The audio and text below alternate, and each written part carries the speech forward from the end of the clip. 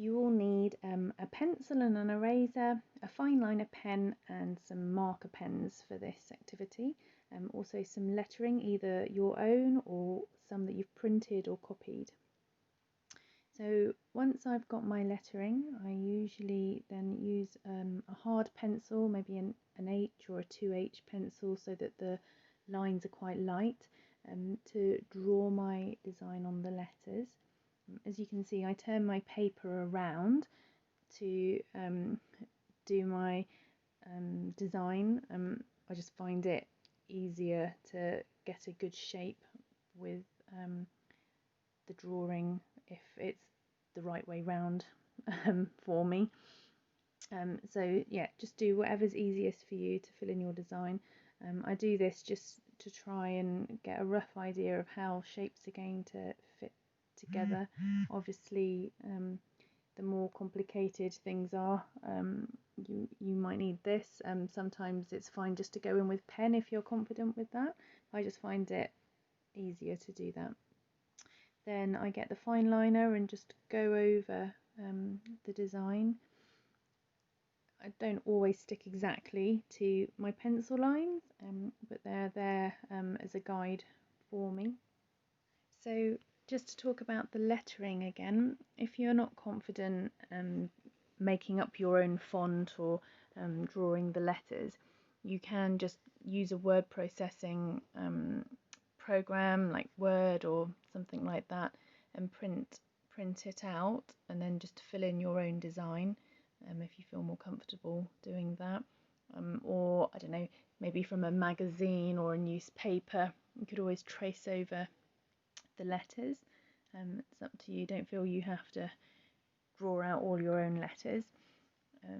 There's that option there, especially when you're first starting out and maybe just want to practice a few designs. As you can see from the letters that I did before, the T and the Y with the flowers in, that it's a design where you only see part of it. So if you find it easier to just draw the full flower in pencil, just so that you get the shape and direction of the petals correct, just feel free to do that in the pencil lightly as the whole flower, even when you go outside the lines, and then you can just always rub that out. And obviously you're not going to go over in your fine liner with your design outside of the letter design. So that's just a good tip, or I found it easier to do that, just to draw the whole thing in pencil first.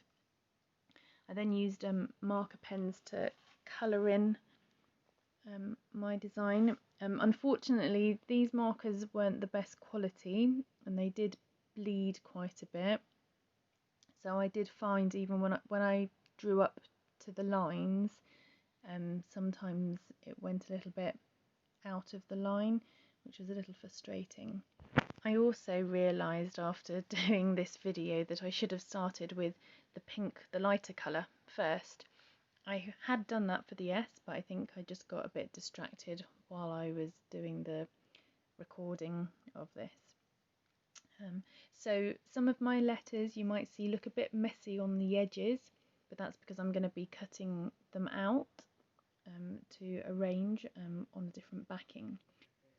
The great thing about this means if you do make a mistake on one letter, it's fine. You can redo that one letter and just put it together again, which is why I chose to do it in this way.